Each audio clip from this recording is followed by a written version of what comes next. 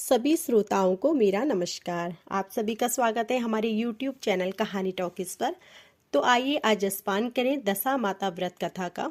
साथ ही जानेंगे दशा माता व्रत पूजा विधि के बारे में, व्रत तिथि के बारे में तथा महत्व के बारे में।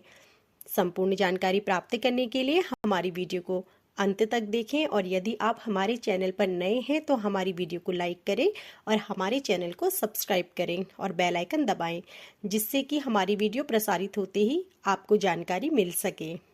तो आइए आरंभ करते हैं।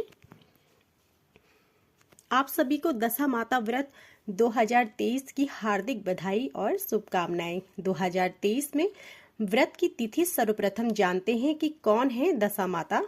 होली के 10वें दिन हिंदू धर्म में विवाहित महिलाएं अपने परिवार की सलामती और सुखमय जीवन के लिए चैत्र कृष्ण दशमी के दिन दशा माता का व्रत रखती है। 17 मार्च 2023 को दशा माता व्रत है। दशा माता व्रत देवी दशा माता को समर्पित एक व्रत है। यह 10 दिनों तक मनाया जाता है, जो होली के त्योहार के अगले दिन से शुरू होता है। दशा माता पूजा 2023 शुभ मुहूर्त इस प्रकार है। दशा माता 2023 का व्रत 17 मार्च 2023 शुक्रवार को किया जाएगा। प्रारंभ तिथि 16 मार्च 2023 शाम 4 बजे से होगी, जो समाप्त 17 मार्च 2023 दोपहर 2 बजे तक होगी। सनातन धर्म की पौराणिक मान्यता के अनुसार विवाहित महिलाएं पति और परिवार की सलामती के लिए दशा माता का व्रत धारण करती हैं। नियमानुसार इस दिन पीपल के पेड़ का सच्ची श्रद्धा से पूजन करती हैं। पूजन के बाद नल दमयंती की व्रत कथा का श्रवण किया जाता है। धार्मिक ग्रंथों में दिए गए उल्लेख के अनुसार इस दिन झाड़ू की खरीदारी करना भी शुभ माना जाता है। इस दिन पीपल के वृक्ष की छाल को उतारकर घर लाया जाता है। उससे घर की अलमारी या तिजोरी में सोने के आभूषण के साथ रखा जाता है। व्रत धारण करने वाली महिलाएं एक वक्त भोजन का धारण करती हैं। खास बात यह है कि उपवास तोड़ते समय किए जाने वाले भोजन में नमक का प्रयोग बिल्कुल नहीं किया जाता है। दशा माता की कथा प्राचीन समय के एक राजा नल और रानी दमयंती से जुड़ी हुई है। बताते चले कि एक समय की बात है, राजा नल का राज्य सुख संपन्न था। प्रजा राज्य में सुख से जीवन जी रही थी। एक बार की बात है कि होली के दिन राज ब्राह्मणी महल में आई।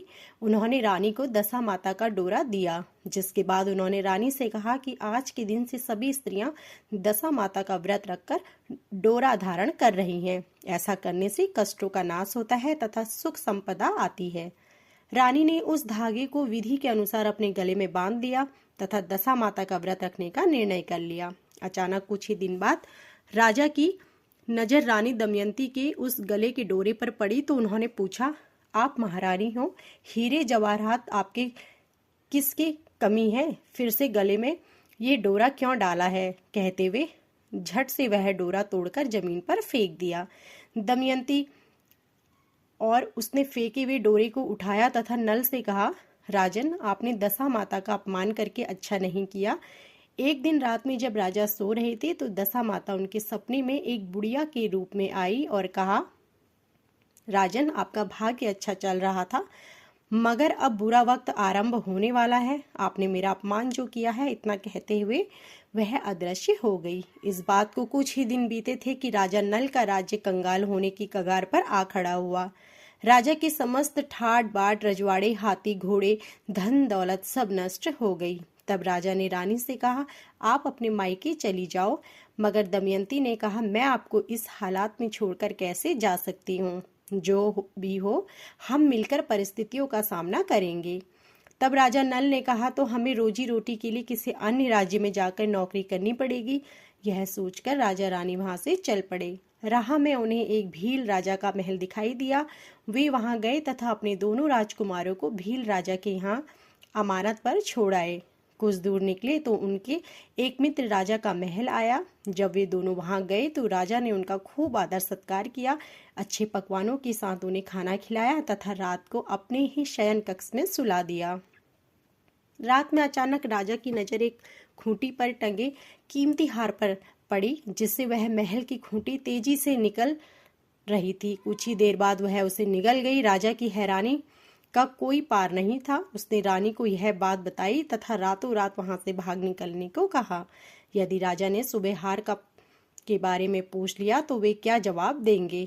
जब नल और दमयंती रात को चले गए तो अगले दिन सुबह रानी ने खूंटी की तरफ देखा तो हार वहां नहीं था। उसने तुरंत आवाज दी तथा राजा को कहा, आपके कैसे मित्र हैं?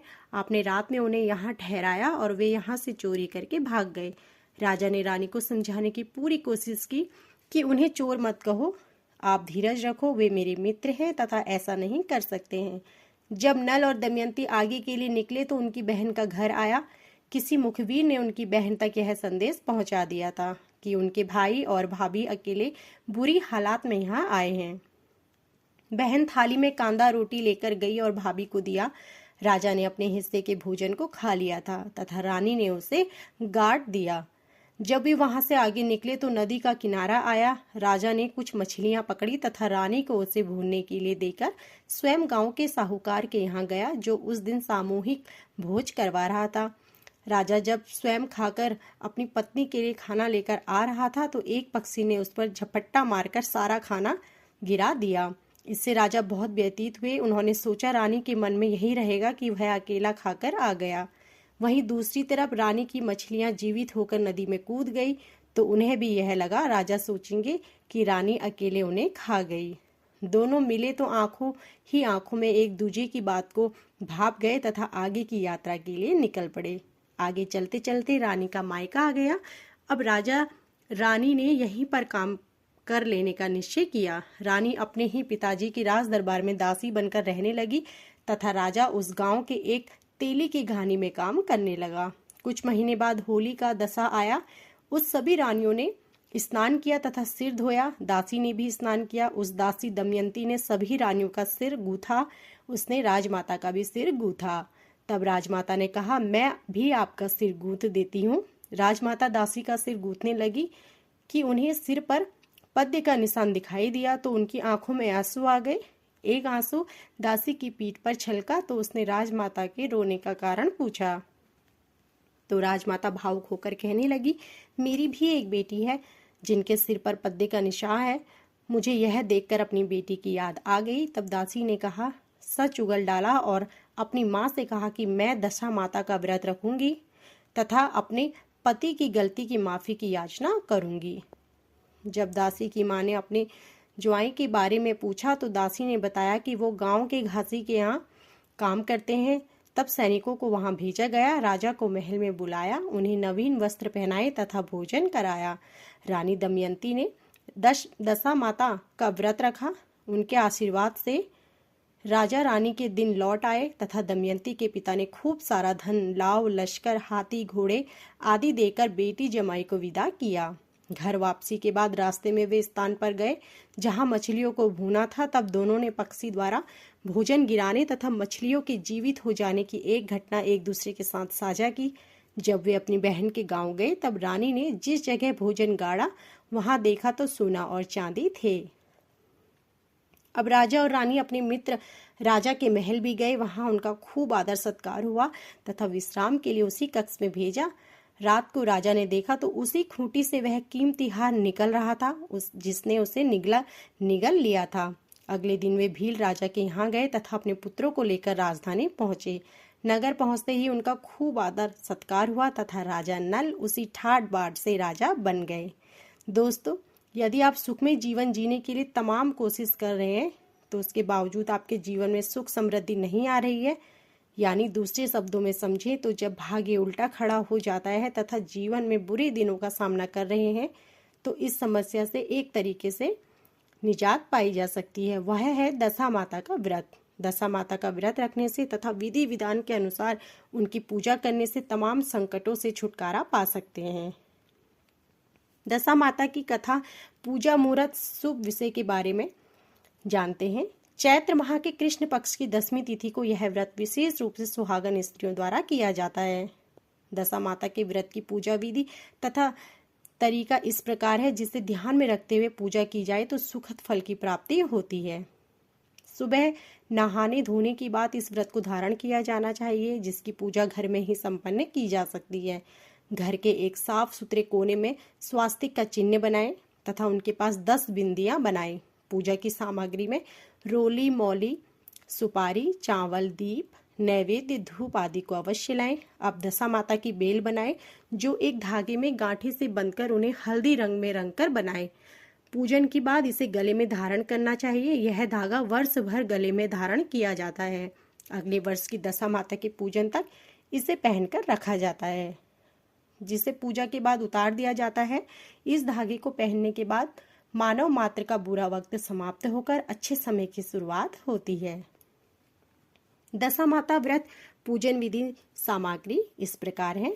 चैत्र महीने की 10वीं तिथि को हिंदू महिलाओं द्वारा इस व्रत को रखा जाता है। घर की सुहागिन स्त्री मंगल कामना के लिए दशा माता का व्रत रखती हैं। दशा माता पूजन में कच्ची सूत का 10 तार का डोरा, जिसमें 10 गठाने लगाते हैं, लेकर पीपल की पूजा करती हैं। व्रत की पूजा के समय कथा का वाचन अवश्य करना चाहिए।